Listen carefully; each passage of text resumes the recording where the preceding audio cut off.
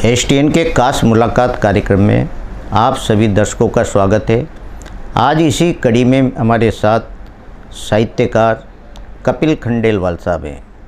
कपिल खंडेलवाल जी से इनके शिक्षा के बारे में हम जानेंगे, साथ ही इनका साहित्य सृजन का अंकुरण कब से हुआ और किसकी प्रेरणा से ये इन्होंने अपना साहित्य लेखन शुरू किया।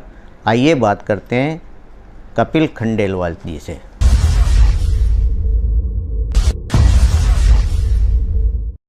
कपिल खंडेलवाल साहब, आपका हमारे स्टूडियो में पधारने पर बहुत बहुत स्वागत है। बहुत बहुत धन्यवाद सर आपका, आपने ये अवसर दिया मुझे। इसी के लिए मैं 4 पंक्तियों से आपका स्वागत करना चाहता हूँ। बिल्कुल सुनाइए। माँ ने जीवन दान दिया, माँ ने जीवन दान दिया, गुरु ने गुण और ज्ञान दिया, गुरु ने माँ ने जीवन दान दिया, गुरु ने गुण और ज्ञान दिया। आभारी हूँ इस मंच का, आभारी हूँ इस मंच का जिसने सम्मान दिया, जिसने सम्मान दिया। आपका और आपकी पूरी टीम का बहुत बहुत धन्यवाद ये अवसर प्रदान करने के लिए। तो मैं खंडेलवाल साहब, ये आपका बड़प्पन है कि आपने हमारे संस्थान के लिए 2 शब्द बोले।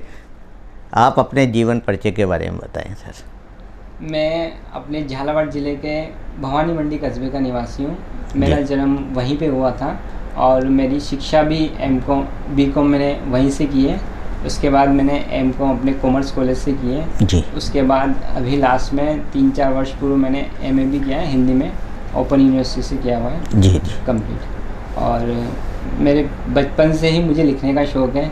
जब मैं क्लास 6 में था तब गांधी जी के ऊपर एक सब्जेक्ट आया था, उस पर मुझे निबंध लिखना था जी। मैंने कोशिश तो करी, कुछ लाइनें लिख पाया। फिर मैंने मेरे पिताजी से सहयोग लिया, उन्होंने मुझे महात्मा गांधी जी के बारे में बताया, कुछ लिख के भी दिया। फिर वही मैंने लिखा और फिर उसी को मैंने निबंध प्रतियोगिता में लिख के भी दिया जी। और पर उसमें मैं फर्स्ट नहीं आ पाया, पर मेरा पहला अवसर था जब मैंने निबंध प्रतियोगिता में भाग लिया। उसके बाद कॉलेज स्तर पर भी मैंने निबंध प्रतियोगिताओं में भाग भी लिया और एक बार मेरा द्वितीय स्थान भी मिला मुझे निबंध प्रतियोगिता में। इस तरह लिखने का सिलसिला बचपन से ही था, पर धीरे धीरे मैंने बचपन में एक अखबार में भी अपनी एक आर्टिकल दिया था जी। जैन पत्रिका थी जी। उसमें जो लोग मांसाहारी जो लोग होते हैं वो किस तरह से मतलब मूक जानवरों को काट कर तल कर, मतलब उनका अपन बोल भी नहीं सकते, इस तरह से लोग उनको खाते हैं मूक जानवरों को। और फिर उन जो जानवरों में जो भी बीमारी रहती है और जब वो कटते हैं तो उनमें जो भावनाएं रहती है, द्वेष की, अपमान की, घृणा की, तो वही भावनाएं जो भी व्यक्ति मांस को खा रहा है तो वही भाव उसमें भी आते हैं। तो उसी से उस व्यक्ति के अंदर भी वही गलत भाव आते हैं और बेचारे वो मूक इंसान जो कुछ बोल नहीं पाता है उस पर इतना अत्याचार होता है। तो वो मेरा पहला आर्टिकल जैन पत्रिका में छपा था जी। उसके बाद मैंने धीरे धीरे आगे बढ़ता गया। फिर मेरी मुलाकात कोटा में 2017 में डॉक्टर रघुनाथ मिश्र हैं, यहीं तलवंडी में निवास करते हैं, उनसे मेरी मुलाकात हुई। तो वो मुलाकात होने से पहले मैं आध्यात्मिक संस्था से भी जुड़ा था जो श्री रामचंद्र मिशन के नाम से, अभी उसका हार्टफुलनेस नाम से वो संस्था है जी जी, जिसका मुख्यालय अपना हैदराबाद में जी। हैदराबाद से 50 किलोमीटर दूर चिगूर गांव है, वहाँ पे कान्हा शांति वनम। अच्छा। सबसे बड़ा वर्ल्ड लेवल पर बहुत बड़ा मेडिटेशन सेंटर है। वहाँ पर 1 लाख से ज़्यादा लोग एक साथ ध्यान कर सकते हैं जी। तो अभी पिछले महीने मार्च में ग्लोबल स्पिरिचुअलिटी महोत्सव हुआ था, तो वहाँ पे 300 से अधिक धर्म गुरु आए थे और 1 लाख से अधिक लोगों ने उसमें भाग लिया था। तो वहाँ पे ओम शांति से और अपने रामदेव जी और आर्ट ऑफ लिविंग जी, अलग अलग संस्थाओं से, देश नहीं विदेश से भी लोग आए थे। सभी ने अपने अपने व्याख्यान दिए थे, अपने बारे में बताया था कि हमारी संस्था कैसी है। तो इस तरह का मतलब बहुत अच्छा प्रोग्राम हुआ था। वो मतलब भारत में उससे पहले स्वामी विवेकानंद ने किया था वही प्रोग्राम शिकागो में जी, जब सब सारे एक साथ धर्मगुरु संस्थाएं थी। उसके बाद भारत में दूसरा प्रोग्राम था जिसमें इतनी सारी संस्थाएं थी जी। तो इसी तरह से मेरा आध्यात्मिक गुरु अभी हमारे हैं जो दादी के नाम से जाने जाते हैं, तो उनकी प्रेरणा और मेरे जो गुरुजी डॉक्टर रघुनाथ मिश्र जी सर, जी उन्हीं की प्रेरणा से मैं लिख पा रहा हूँ। और आज जो ये अवसर है जो मैं यहाँ पे बैठ पा रहा हूँ और जो आपके सामने बोल पा रहा हूँ, वो मेरी गुरुजी और मेरे परिवार वाले, मेरे पिताजी, माताजी और मेरे पत्नी और मेरे बच्चों ने भी पूरा सहयोग दिया। मैं जब भी बाहर जाता था तो वो मुझे पूरा सहयोग पॉजिटिव बताते थे कि आपको जाना चाहिए, आपको बोलना चाहिए। जी तो इस तरह से 2017 की बात है जब मैंने एक टूटी फूटी एक कविता लिखी, और उस कविता को लिखने के बाद मैंने डॉक्टर रघुनाथ मिश्र साहब जी हैं, जी उनको मतलब हिचकिचाते हुए मैंने बताया कि मैंने एक टूटी फूटी कविता लिखी है, आप एक बार उसको देखिए। तो उन्होंने उसको देखा और उन्होंने कहा कि आप इसको रखिए मेरे पास, मैं आपको इस कविता को चेक करूँगा, फिर आपको आगे बताऊँगा। तो उस कविता को उन्होंने 1-2 दिन बाद चेक करा, फिर मुझे बुलाया, और फिर उस कविता में जैसे एक मूर्तिकार अपनी मूर्ति में जैसे जो भी गहने लगाता है, उसमें आभूषण लगाता है, उसको मतलब श्रृंगारित करता है, सुंदर बनाता है। उस तरह से जो मेरी पहली कविता थी उसको गुरुजी ने अपने तन मन से उस कविता को इतना अच्छा, उतना सुंदर बना दिया कि मैं भूल गया कि यही मेरी कविता थी, ओरिजिनल कविता। इतनी अच्छी तरह से बना दिया। बहुत बढ़िया। तब उसके बाद मैं धीरे धीरे आगे बढ़ता गया, और फिर 2017 में मैंने गुरुजी के सहयोग से एक संस्था स्थापित की, कोटा कवि चौपाल के नाम से। अच्छा। जिसका मैं अध्यक्ष हूँ, और डॉक्टर रघुनाथ मिश्र साहब उसके मुख्य संस्थापक और संरक्षक हैं। तो 2017 से लेके अभी तक वो संस्था चालू है, और हर महीने एक काव्य गोष्ठी की जाती है, ऑनलाइन भी की जाती है और ऑफलाइन भी की जाती है। और ऑफलाइन में तो हम यहाँ के सदस्य जुड़ जाते हैं, बिल्कुल, और ऑनलाइन में हम कोटा के अलावा जो बाहर के हैं, राजस्थान, यूपी, एमपी, हरियाणा, तो सभी सदस्य ऑनलाइन के थ्रू जुड़ जाते हैं। तो ये हमारा प्रयास चल रहा है, और हम नए युवाओं को भी आगे बढ़ा रहे हैं, उनको भी प्रोत्साहित करते हैं। और पिछले हमने कुछ वर्षों में काम भी किया था कि हम प्रतियोगिता रखते थे रविवार को, जिसमें प्रथम, द्वितीय, तृतीय पुरस्कार भी देते थे, प्रमाण पत्र देते थे ऑनलाइन। जी। उसके बाद अभी हमने पिछले महीने से वापस शुरू किया है, बीच में कुछ गैप आ गया था तकनीकी व्यवधान की वजह से, तभी वापस चालू कर दिया। तो कोटा और कोटा के बाहर के अलावा जो भी नवोदित हैं, जो पुराने लोग हैं जिनको बैनर नहीं मिल पाता है, तो हमारा ये उद्देश्य है कि लोग हमसे जुड़ें, जिनको एक बैनर नहीं मिल पा रहा है, जिनको एक पहचान नहीं मिल पा रही है, उनको हम एक पहचान दें, उनको एक बैनर दें, ताकि वो समाज में भी उनको पता लगे कि ये भी कवि हैं, ये भी कवित्री हैं। तो यह मेरा उद्देश्य है। कपिल जी, बहुत अच्छी बात है कि नवोदित जो कवि हैं उनको आपकी संस्था मंच देती है, और उनका जो साहित्य सृजन वो आप लोग संबल देते हो उसमें।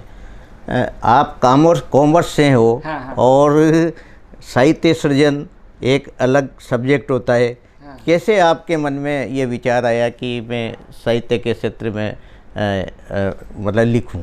मेरे जैसे लिखने का शौक तो बचपन से ही था। जी। पहले मैं बचपन में निबंध प्रतियोगिता लिखता था, तो निबंध प्रतियोगिता लिखते लिखते फिर 2017 में जैसे बताया कि मेरे मतलब या तो मेरे आध्यात्मिक गुरु का आशीर्वाद कहें, बिल्कुल, या फिर मेरे पुराने कुछ ऐसे थे कर्म जिससे मैं लिख पाया, और आध्यात्मिक गुरु का मेरा पूरा सहयोग रहा उन्हीं की वजह से। क्योंकि उस दिन वार था रविवार, और हमारा हर रविवार को रंगपुर में आश्रम है, तो वहाँ हर रविवार को सुबह प्रातः सत्संग होता है।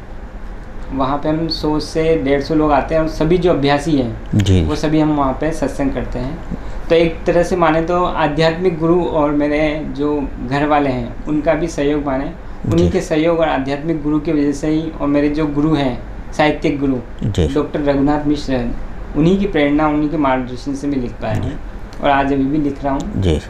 कपिल जी, आपने किन विधाओं में लिखा वैसे? मैं सर एक तो अपने मुक्तक लिखता हूँ, और छंद मुक्त कविताएं लिखता हूँ, और गीत। वाह, बहुत बढ़िया। कपिल जी, आपका कितना संग्रहण हो चुका अभी तक कविताओं का? मेरा लगभग 60-70 कविताएं हो चुकी हैं, और जल्द ही इस वर्ष में एक खुद की पुस्तक लाने का विचार है जी, और चल रहा है, और इस वर्ष में ज़रूर आपके सामने प्रस्तुत हो जाएगी वो पुस्तक जी। जो आप पुस्तक प्रकाशन करवा रहे हैं, तो ये क्या साहित्यिक अकादमी के सहयोग से भेज रहे हैं, या स्वयं के खर्चे पर आप इस पुस्तक को सामने ला रहे हैं? अभी तो कुछ ऐसा कुछ सोचा नहीं है, पर अभी जहाँ तक अभी लिखने का इकट्ठा किया जा रहा है मटेरियल। जी जी फिर जैसे अगर संस्था का अगर सहयोग रहता है तो बहुत अच्छा, नहीं तो फिर खुद ही का ही इकट्ठा करके जी कुछ जी जी जी प्रकाशन करेंगे। जी। कोई कविता हो आप सुनाइए हमारे दर्शकों को। 4 पंक्तियों से मैं हाँ सुना। आपका स्वागत कर रहा हूँ। जी। जिंदगी प्रतिदिन यूं ही चली जा रही है, जिंदगी प्रतिदिन यूं ही चली जा रही है, जैसे हाथ से रेत फिसलती जा रही है, जैसे हाथ से रेत फिसलती जा रही है। कैद कर लो हर सुनहरे पल की याद, कैद कर लो हर सुनहरे पल की याद, जिंदगी हर पल मुस्कुराती जा रही है, जिंदगी हर पल मुस्कुराती जा रही है। जो सैनिक, जो वीर होते हैं, हमारे देश के लिए बहुत कुछ करते हैं, पर हमारा ध्यान नहीं जाता है, तो हमें भी उनके ऊपर ध्यान देना चाहिए, क्योंकि वही सैनिक है जिनकी वजह से आप आज हम जो भी यहाँ बैठे हैं, उन्हीं सैनिक के बदौलत हैं जो हम आज यहाँ पे सुरक्षित बैठे हैं। नहीं तो अगर वो सैनिक नहीं हो तो आज हम यहाँ पे सुरक्षित नहीं बैठ सकते हैं। बिल्कुल। तो उनके लिए एक विक्रम योद्धा वीर सेनानी, जो मेरी एक पुस्तक में प्रकाशन भी हुई थी, कविता, ये आपके सामने प्रस्तुत कर रहा हूँ। बिल्कुल। विक्रम योद्धा वीर सेनानी, विक्रम योद्धा वीर सेनानी, अरिदल के मर्दन की ठानी, अरिदल के मर्दन की ठानी, दुश्मन कारगिल के थे शातिर, दुश्मन कारगिल के थे शातिर, मर मिट गया देश की खातिर, मर मिट गया देश की खातिर, मातृभूमि की रक्षा में वह, मातृभूमि की रक्षा में वह बना लिया था खुद को माहिर, बना लिया था खुद को माहिर। सीने पर गोली खाकर, सीने पर गोली खाकर, अमर हो गया वह जग जाहिर, अमर हो गया वह जग जाहिर। हम्पी राकी नाप जीत कर, हम्पी राकी नाप जीत कर, आई थी उसमें मर्दानी, आई थी उसमें मर्दानी। विक्रम योद्धा था परमवीर, विक्रम योद्धा था परमवीर, खोया न कभी भी हृदय धीर, खोया न कभी भी हृदय धीर। हर पल रखा सरहद का ध्यान, हर पल रखा सरहद का ध्यान। सजग हरण में वतन की पीर, सजग हरण में वतन की पीर। था देश की आन बान शान, था देश की आन बान शान। शौर्य त्याग और बलिदानों की, शौर्य त्याग और बलिदानों की, अमर रहेगी सदा कहानी, अमर रहेगी सदा कहानी। विक्रम योद्धा वीर सेनानी, विक्रम योद्धा वीर सेनानी। भारत माँ का कर्ज चुकाने, भारत माँ का कर्ज चुकाने, दुश्मन को खाक में मिलाने, दुश्मन को खाक में मिलाने। मिट्टी से तिलक कर ली कसम, मिट्टी से तिलक कर ली कसम। तनाव दुश्मन को हराने, तनाव दुश्मन को हराने। सही यातनाएं कितनी पर, सही यातनाएं कितनी पर, चली न दुश्मन की मनमानी, चली न दुश्मन की मनमानी। विक्रम योद्धा वीर सेनानी, अरिदल के मर्दन की ठानी, अरिदल के मर्दन की ठानी। बहुत बढ़िया कविता कपिल जी आपने सुनाई। आपने जो कविताएं लिखी, हाँ, तो ये क्या अब आप अनवरत लिखते जाएंगे या आपका साहित्य सृजन थम जाएगा, क्या मानते हैं आप? नहीं नहीं, ये तो ऐसा है जो लिखते जाना है, लिखते जाना है, रुकना कभी नहीं है। क्योंकि अगर आप रुक गए तो आपका सीखना रुक जाता है। तो अगर आपको सीखना है, आगे बढ़ना है, तो लिखना और पढ़ना जारी रखना रहेगा। जी। कपिल जी, कोटा में या अड़ोती में कई रचनाकार हैं, साहित्यकार हैं। किन किन साहित्यकारों का को आपसे सीखने को मिला? साहित्यकार तो कोटा में बहुत सारे हैं। हमारे वेद प्रकाश जी भी हैं, गज़लकार हैं। बिल्कुल। और चांद शरीफ जी भी बहुत अच्छे गज़लकार हैं जी। और हमारे बहुत सारे हैं, बहुत सारे हैं जिनका एकदम नाम आ नहीं पाता है। बिल्कुल बिल्कुल। कपिल जी, और इसके अलावा कौन सी विधा में आपने, जैसे आपने छंद भी लिखे और लघु कहानियाँ भी लिखी क्या आपने? हाँ, 1-2 कहानी लिखी है, प्रयास किया है। अब धीरे धीरे लघु कहानी की ओर भी रुझान है, तो अब धीरे धीरे आगे लघु कहानियों का प्रयास जारी है। जी। कपिल जी, आपने बताया कि हमारी जो कवियों ये एक संस्था है, हाँ सर। उस संस्था से आप कैसे जोड़ते हो लोगों को? मतलब जो नवोदित कवि हैं उनको किस तरह जोड़ते हो आप? उनको क्या संबल देते हैं आपकी संस्था?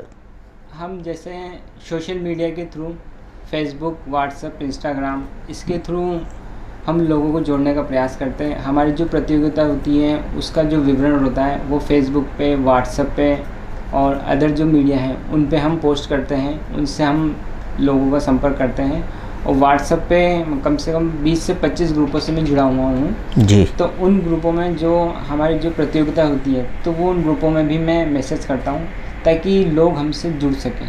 तो अभी भी हमारी कल भी प्रतियोगिता थी तो 20 से 25 जनों ने उसमें भाग लिया और अलग अलग लोगों ने, कोटा से बाहर भी है, वो भी हमसे जुड़ते हैं, धीरे धीरे आगे बढ़ने का प्रयास है। और हम उनको फिर प्रतियोगिता के बाद हम उनको सम्मान पत्र भी देते हैं, प्रथम, द्वितीय और तृतीय, ताकि उस सम्मान पत्र से होता कुछ नहीं है पर उसको एक संबल मिलता है कि मैंने जो लिखा है उसका एक मुझे सम्मान मिला है, तो उसको एक थोड़ा सा संबल मिल जाता है। और कोरोना काल में भी मैंने एक मंच बनाया था, तो उस टाइम मैंने कोटा, बूंदी, बारां, झालावाड़ के अलावा राजस्थान, मध्य प्रदेश, हरियाणा, दिल्ली, यहाँ तक के और आसपास के लोगों को हमने एक मंच बना के लोगों को से कविताएं मंगाई थी अलग अलग विषयों पे और उनको डिजिटल प्रमाण पत्र उनके मेल पे भी भेजे थे। कम से कम ये 3 से 4 महीने मैंने खुद ने काम किया था डॉक्टर रघुनाथ मिश्र जी सर जी के मार्गदर्शन में। जी। कपिल जी, कोई कविता और हो आपके पास दर्शकों को सुनाए?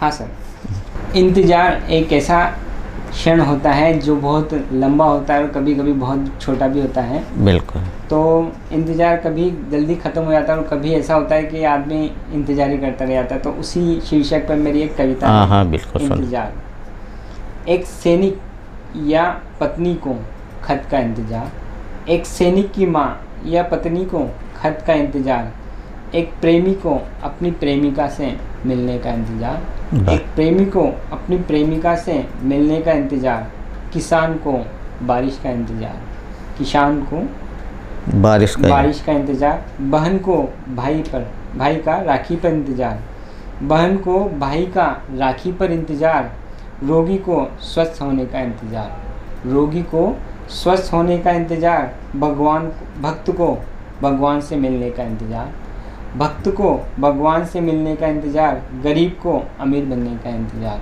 गरीब को अमीर बनने का इंतज़ार, बच्चे को बड़ा होने का इंतज़ार, बच्चे को बड़ा होने का इंतज़ार, ईमानदार को न्याय का इंतज़ार, ईमानदार को न्याय का इंतज़ार, पिंजरे के पंछी को उड़ने का इंतज़ार, पिंजरे के पंछी को उड़ने का इंतज़ार, साक्षात्कार देने वाले को नौकरी का इंतज़ार, साक्षात्कार देने वाले को नौकरी का इंतज़ार, कैदी को मुक्त होने का इंतज़ार, कैदी को मुक्त होने का इंतज़ार, व्यापारी को ग्राहक का इंतज़ार, व्यापारी को ग्राहक का इंतज़ार, आत्मा को शरीर से मुक्त होने का इंतज़ार, आत्मा को शरीर से मुक्त होने का इंतज़ार।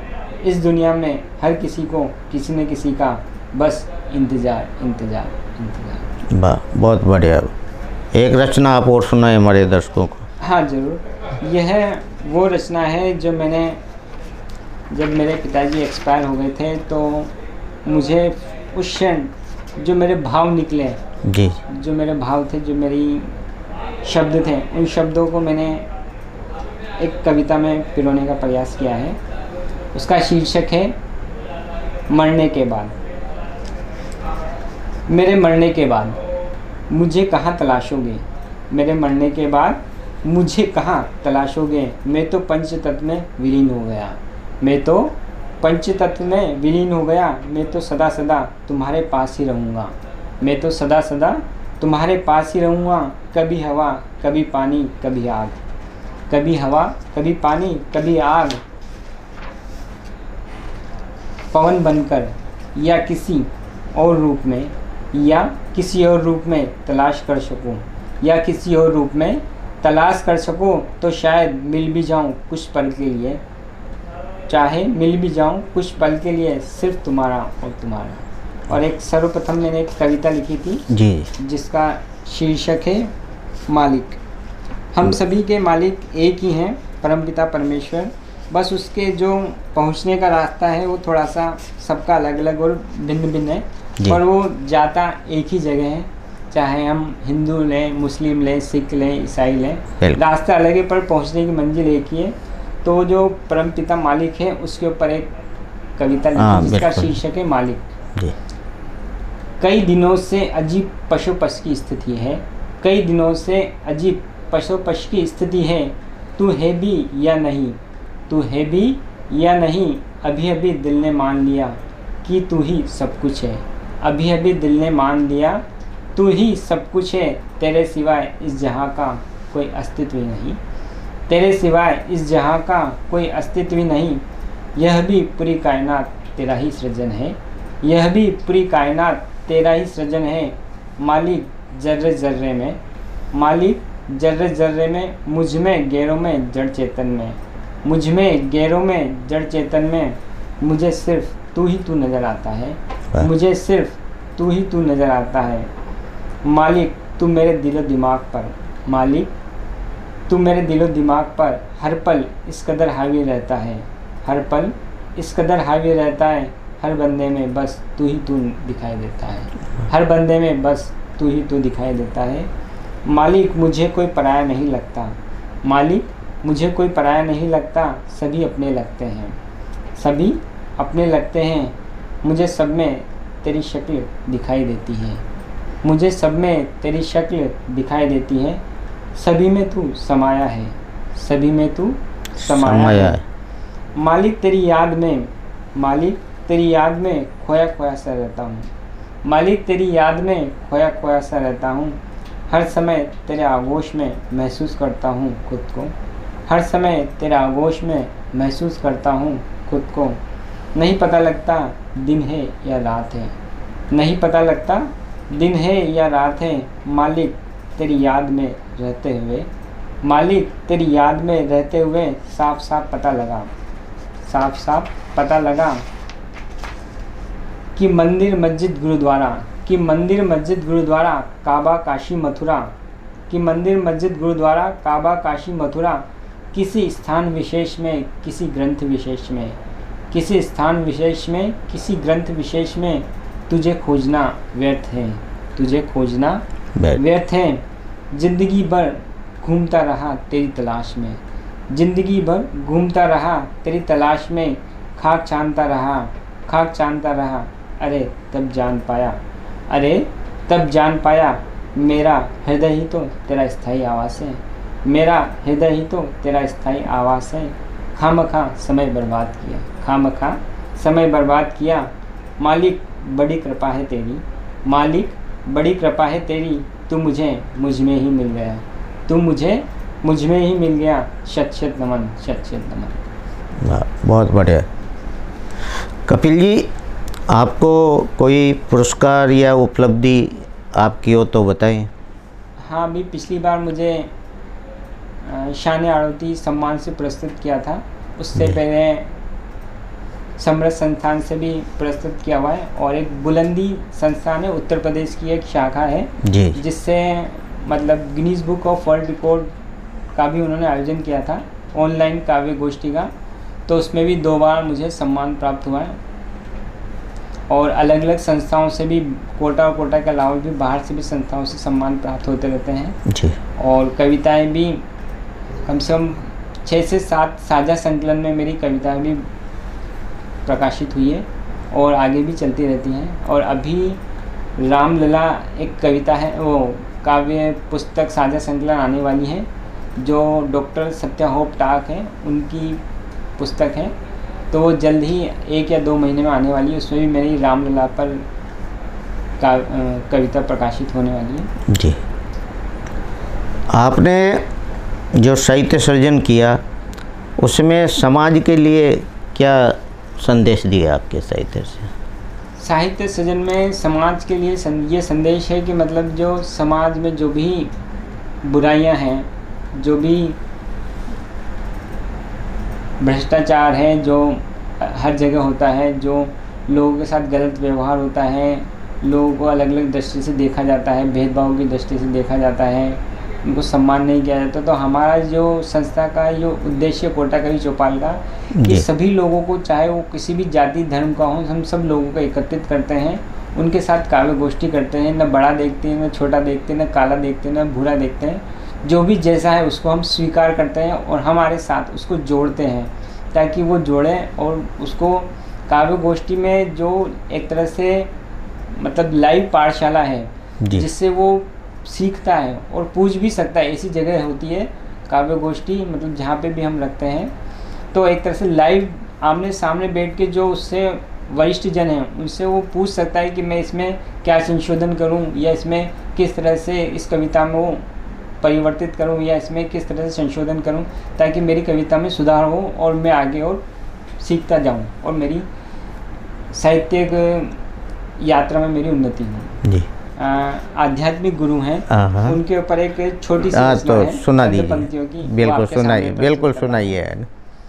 गुरु ही ज्ञान, गुरु ही ज्ञान, गुरु से पहचान, गुरु ही ज्ञान, गुरु से पहचान, बिन गुरु सभी अनजान, बिन गुरु सभी अनजान, गुरु मेरी गीता, गुरु रामायण, गुरु मेरी गीता, गुरु रामायण, गुरु ही पाक कुरान, गुरु ही पाक कुरान, गुरु सेवा से मिटे संताप, गुरु सेवा से मिटे संताप, मिले आशीष सदा भागे भवभूत, मिले आशीष सदा भागे भवभूत, कर गुरु सम्मान हो तभी उत्थान, कर गुरु सम्मान तभी हो उत्थान, गुरु कृपा मिल जाए तो, गुरु कृपा मिल जाए तो भव सागर से बेड़ा पार, भव सागर से बेड़ा पार। और 4 पंक्तियों से हमारे गौतम जी का अभिनंदन और स्वागत और बहुत बहुत धन्यवाद करना चाहता हूँ मैं। बादलों की तरह हल्के चलो, बादलों की तरह हल्के चलो, बुराई हमेशा छोड़ के चलो, बुराई हमेशा छोड़ के चलो, जिंदगी बुलबुले सी छोटी है, जिंदगी बुलबुले सी छोटी है, यार दोस्तों को साथ ले चलो, यार दोस्तों को साथ ले चलो। ये थे हमारे साथ साहित्यकार कपिल खंडेलवाल जी।